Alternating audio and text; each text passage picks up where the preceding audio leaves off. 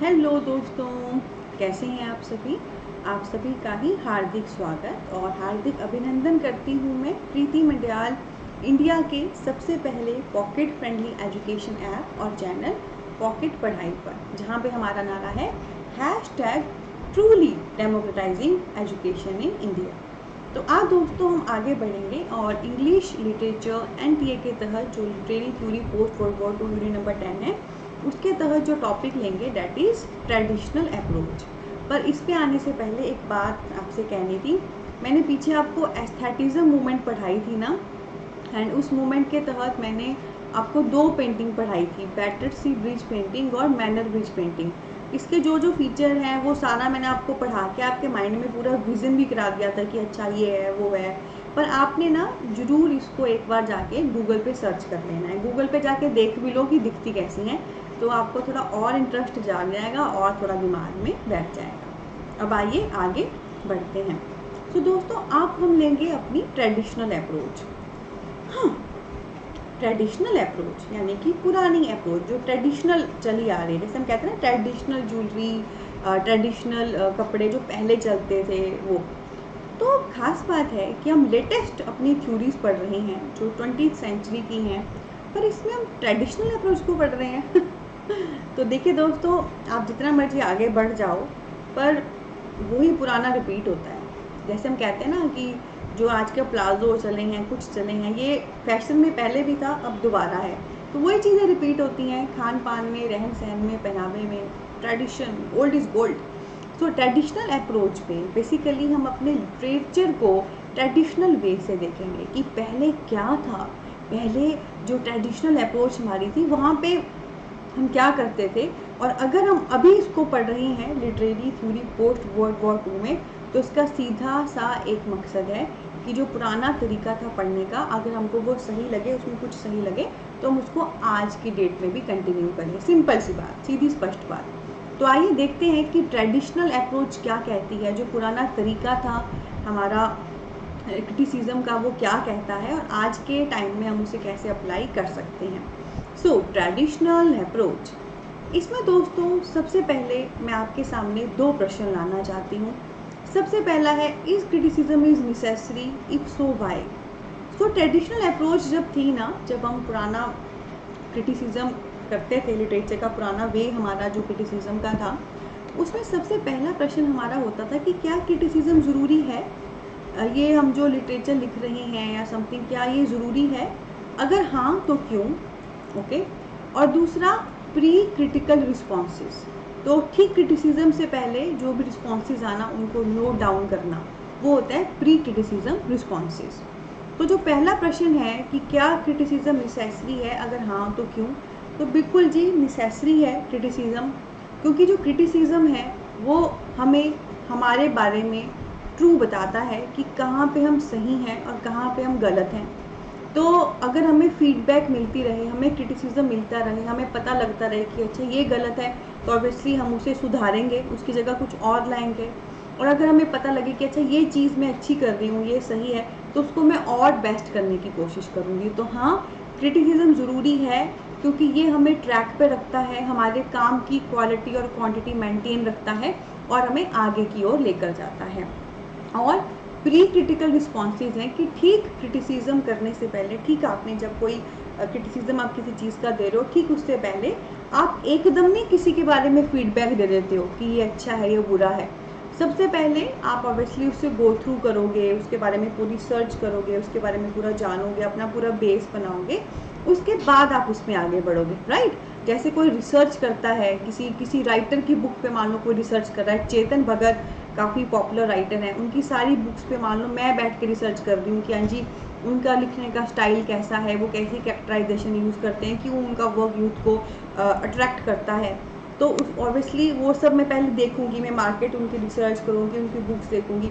तो एकदम उन पर फीडबैक देने से पहले जो एक बेस में बनाऊंगी, जो कॉन्सेप्ट में बनाऊंगी, that will be pre critical response. और हाँ, जितना ज़रूरी है सही तरीके से क्रिटिसिज्म देना, ट्रूली सच और बुरा बताना किसी के बारे में, उतना ही ज़रूरी है सबसे पहले एक अपना बेस तैयार करना, एक फाउंडेशन तैयार करना, ठीक है, क्रिटिसिज्म को लेकर। अब आइए आगे बढ़ते हैं। सो ट्रेडिशनल अप्रोच में दोस्तों बेसिकली हम यहाँ पे कुछ पर्सन लेंगे, ठीक है, और उन पर्सन की कुछ बुक्स हैं, उनकी कुछ सेइंग्स हैं, उन्हें लेंगे और एक्सप्लोर करने की कोशिश करेंगे। तो सबसे पहले दोस्तों यहाँ पर मैं आपसे बात करना चाहती हूँ जेम्स थ्रॉप की, okay. Then I want to talk about A E. Housman and then H.A. Tan, ठीक है। कौन कौन से हैं? जेम्स थ्रॉप, ए.ई. हाउसमैन और H.A. टैन। जेम्स थ्रॉप की दोस्तों एक बहुत ही पॉपुलर बुक आई थी, प्रिंसिपल ऑफ टेक्सचुअल क्रिटिसिज्म। क्या है बुक का name? Principle of textual criticism, यानी कि जिसमें हमें प्रिंसिपल दिए गए हैं, सिद्धांत दिए गए हैं टेक्सचुअल क्रिटिसिज्म करने के। यानी कि जब कभी आपके सामने कोई भी टेक्स्ट, कोई भी बुक लिखी हुई आती है, आप उस पर कैसे क्रिटिसिज्म दोगे, कैसे उसके बारे में अच्छा बुरा सब बताओगे। और दोस्तों इसी में एक टर्म है टेक्सचुअल स्कॉलरशिप, ये भी इन्हीं के तहत है। सो टेक्सचुअल स्कॉलरशिप क्या है? To create the text which the author intended, ठीक है। सो टेक्सचुअल स्कॉलरशिप क्या है कि उस टेक्स्ट को क्रिएट करना जो ऑथर इंटेंड करना चाहता है। देखो कहने का मतलब क्या है, आपके सामने जब कभी कोई भी वर्क आता है ना बेटा, उसके दो पहलू होते हैं। एक पहलू होता है कि ऑथर ने उसे किस वे से लिखा, ऑथर का मन क्या था, वो क्या बताना चाहता है, ठीक है, डेट इज ऑथर अटेंडेड। और दूसरा है जब रीडर उसे पढ़ रहा है तो रीडर उसे किस वे से समझ रहा है, how reader is perceiving it, how reader is taking it, ठीक है। सो टेक्सचुअल स्कॉलरशिप होता है आपने उस चीज़ को प्रेफरेंस देनी है कि ऑथर क्या कहना चाहता है, ठीक है, ऑथर क्या इंटेंड करना चाहता है, आपने उस वे से टेक्स्ट को समझना है, डेट इज टेक्सचुअल स्कॉलरशिप। ये नहीं देखना आप एक ही किताब हज़ारों लोगों के बीच में गई, सब लोग उसे अपने अपने अकॉर्डिंग समझेंगे, अपने अकॉर्डिंग लेंगे। आपने ये नहीं देखना कि वो रीडर के वे से how it is coming out, you have to see how it has been made in according to author, author के अकॉर्डिंग ये कैसे बनाया गया है, ओके। उसके बाद दोस्तों नेक्स्ट हमारे सामने है ए.ई. हाउसमैन। ए.ई. हाउसमैन की एक स्टेटमेंट है, देखिए क्या स्टेटमेंट है। A.E. Housman said textual criticism is an art of science of discovering errors and art of removing them, ठीक है। तो A.E. हाउसमैन ने क्या कहा, टेक्सचुअल क्रिटिसिज्म क्या है? टेक्सचुअल क्रिटिसिज्म है कि सबसे पहले आपके सामने जो भी एरर्स हैं, जो भी गलतियां हैं, आप उसको डिस्कवर करो, उसको निकालो और बाद में उसको रिमूव कर दो। सो टेक्सचुअल क्रिटिसिज्म एक प्रकार का साइंस है, एक प्रकार की टेक्निक है जिससे आपके सामने जो भी लिटरेचर या कुछ भी लिखा गया है आप उसमें गलतियां ढूंढते हो और फिर आप उसको रिमूव कर देते हो, ठीक है। तो टेक्सचुअल क्रिटिसिज्म के लिए तालियां। ये ऐसा साइंस है, ऐसी कला है, सबसे पहले गलतियां ढूंढेगा फिर गलतियों को रिमूव कर देगा, क्योंकि गलतियां ढूंढे जाएं फिर उसको रिमूव किया जाए तो उसके बाद जो भी आपके पास बचेगा डैट विल बी खरा सोना, यानी कि सही मायनों में जो एग्जैक्ट कंटेंट है वो बचेगा, जिससे आपको कुछ ना कुछ आप जरूर सीखोगे, ठीक है। और एक बात होती है बेटा, जितना मर्जी महान राइटर हो कुछ ना कुछ गलतियाँ उससे होती हैं, ठीक है। तो उन गलतियों को हम अवॉइड करना पड़ता है हमें, क्योंकि एट द एंड राइटर की जो महानता है हमें उस पर फोकस करना होता है। हाँ, किसी ने सारा लिखा ही बकवास है तो वो उस पर तो आपको क्रिटिसिज्म करने की जरूरत भी नहीं पड़ेगी। क्रिटिसिज्म के तौर पे आपके सामने वही राइटर आएंगे जो महान है, ठीक है। तो कैसे उनकी अगर गलतियां भी हैं उनको हम डिस्कवर करें एंड उनको हम रिमूव कर दें ताकि एट द एंड आपके पास वही कंटेंट रहे जो आपके काम का है। तो ए.ई. हाउसमैन ने क्या कहा, टेक्सचुअल क्रिटिसिज्म इज एरर्स को डिस्कवर करो और उनको निकाल के बाहर फेंक दो। उसके बाद दोस्तों H.A. टैन। H.A. टैन दोस्तों बेसिकली ये फ्रेंच क्रिटिक थे, ठीक है, ये फ्रांस के क्रिटिक है। ये भी केवल प्रश्न आता है कि कौन सा क्रिटिक कहाँ का है। So H.A. टैन एक फ्रांस के क्रिटिक हैं। इन्होंने जो हमें अप्रोच दी थी that is historical biographical approach. क्या अप्रोच दी थी? Historical biography approach. हिस्टोरिकल हो गया ऐतिहासिक, बायोग्राफी हो गया बायोग्राफिकल अप्रोच। तो जब कभी आपके सामने कोई भी वर्क आ रहा है आप उस वर्क की प्रॉपर हिस्टोरिकल बैकग्राउंड चेक कर रहे हो, ठीक है, और साथ में उसका जो राइटर है उसकी बायोग्राफी भी साथ में आपके दिमाग में है, that is called historical biography approach. It is like जब आपके सामने कोई वर्क आया आपने डायरेक्ट वर्क पे फोकस नहीं किया, वर्क का बैकग्राउंड देखा कि वर्क किन हिस्टोरिकल बैकग्राउंड, किस हिस्टोरिकल परिस्थिति में लिखा गया है। जैसे फॉर एग्जांपल जब नेशनल मूवमेंट थी, हम भारतवासी अंग्रेज़ों से लड़ रहे थे, उसमें जो भी वर्क लिख के गए थे तब पैट्रियोटिज्म, देशभक्ति की स्पिरिट बहुत आई थी, है ना। तो अगर ना किसी वर्क जो लिखा गया है उस समय का हिस्टोरिकल बैकग्राउंड, उस समय की परिस्थिति आपको पता हो, तो बहुत हद तक उस वर्क को जब आप पढ़ते हो तो वर्क का आप बेटर क्रिटिसिज्म दे पाते हो, आप प्रॉपर ज़्यादा जस्टिफाई कर पाते हो। एंड सिमिलरली अगर उस वर्क के राइटर की बायोग्राफी आपको पता है कि अच्छा वो कहाँ से लिखा पड़ा, उसका क्या बैकग्राउंड रहा है, तो अगेन एक आपको पहले से थोड़ा सा क्लियर होगा कि अच्छा ये राइटर इस बैकग्राउंड से है, ऐसी उसकी परिस्थिति रही है, तो इस वे से उसने ये वर्क लिखा होगा। सो हिस्टोरिकल उस टाइम जॉनर को देखना वर्क का, एंड बायोग्राफिकल राइटर को समझना, तो डेट इज समथिंग आप एक बेस देख रहे हो कि रूट्स कहाँ से है, ठीक है। पर मैं एक बात कहूँ फ्रेंकली स्पीकिंग, जब कभी आप क्रिटिसिज्म दें सो 80% आपने टेक्स्ट पे ही फोकस करना है, सिर्फ 20% होना चाहिए हिस्टोरिकल या बायोग्राफिकल वे से, क्योंकि अगर आप 80% या ज़्यादा उसके ऐतिहासिक वे से या उसके राइटर में घुस जाओगे तो आप टेक्स्ट के साथ जस्टिफाई नहीं कर पाओगे, ठीक है। तो अगर आपने टेक्स्ट के साथ जस्टिफाई करना है देन इट्स वेरी इंपॉर्टेंट कि आप टेक्स्ट पे ज़्यादा फोकस करें।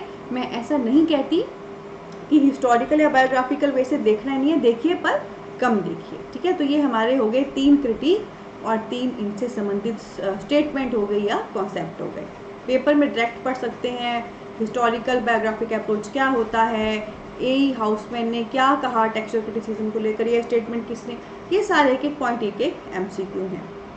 उसके बाद दोस्तों यहाँ पर मैं अब आपको ट्रेडिशनल अप्रोचेस की तरह ही कुछ खास अप्रोचेस आपसे डिस्कस करूँगी। तो एक आपके सामने है mechanical scientific, moral philosophical, socio political, literary historical, autobiographical. ये बहुत आसान है, जैसे पीछे मैंने आपको हिस्टोरिकल बायोग्राफिकल पढ़ाई ना, हिस्ट्री देखो बायोग्राफी देखो, वैसे ही है। मैकेनिकल साइंटिफिक यानी कि साइंटिफिक वे से वर्क को समझने की कोशिश करना। मॉरल फिलोसफिकल, आपके सामने जो भी वर्क है उसमें क्या कोई मॉरल वैल्यू है, कोई फिलॉसफी है, उस वे से करना। सोशियो पॉलिटिकल, सामाजिक राजनीतिक वे से चीज़ों को समझने की कोशिश करना। Literary historical, literary point of view से ऐतिहासिक तौर पे चीज़ों को समझने की कोशिश करना। ऑटोबायोग्राफिकल, बहुत सारे लिटरेचर के वर्क बेटा ऐसे होते हैं जो ऑटोबायोग्राफिकल होते हैं, किसी ने अपने बारे में लिखा है तो उसको उस वे से समझने की कोशिश करना। ट्रेडिशनल अप्रोच, ये सारी हमारी पुरानी अप्रोच थी। तो देखो कितने सारे पर्सपेक्टिव से हम क्रिटिसिज्म करते थे, mechanical, scientific, moral, philosophical, socio political, literary, historical, autobiographical. बहुत आसान है, टिक टिक के इस हर शब्द का मीनिंग निकालो, वो जो शब्द का मीनिंग है वो खुद में पूरा कॉन्सेप्ट है, और वो जो कॉन्सेप्ट है वो पूरी अप्रोच है, ठीक है। तो दोस्तों ये है हमारा ट्रेडिशनल अप्रोच, ठीक है जी, कि कैसे हमारी पुराना वाला तरीका था क्रिटिसिज्म करने का, और इसमें से कुछ कुछ चीज़ें आज की डेट में भी आप अप्लाई कर सकते हैं। तो कैसा लगा दोस्तों आपको? अगर सेशन अच्छा लगा है तो सेशन को ज़रूर थम्स अप दें और लाइक करें हमारी इस वीडियो को, और आज ही हमारे इस चैनल को सब्सक्राइब करें। और अगर आप ऐसे ही पढ़ना चाहते हैं कंप्लीट इंग्लिश NTA पे कोर्स, तो आपके लिए गुड न्यूज़ है, इंडिया का जो सबसे पहला पॉकेट फ्रेंडली एजुकेशन ऐप है पॉकेट पढ़ाई, उसका लिंक इस वीडियो के डिस्क्रिप्शन में दिया है, जहाँ पे कंप्लीट कोर्स अवेलेबल है इंग्लिश NTA के लिए। और आपको पता है कोर्स की कीमत सिर्फ है 2499 और वैलिडिटी है पूरे 1 साल की, यानी कि पर मंथ आप सिर्फ 200 पे कर रहे हो एक ऐसे कोर्स के लिए जहाँ पे क्वालिटी और क्वांटिटी दोनों का ही बहुत ध्यान रखा गया है, ठीक है।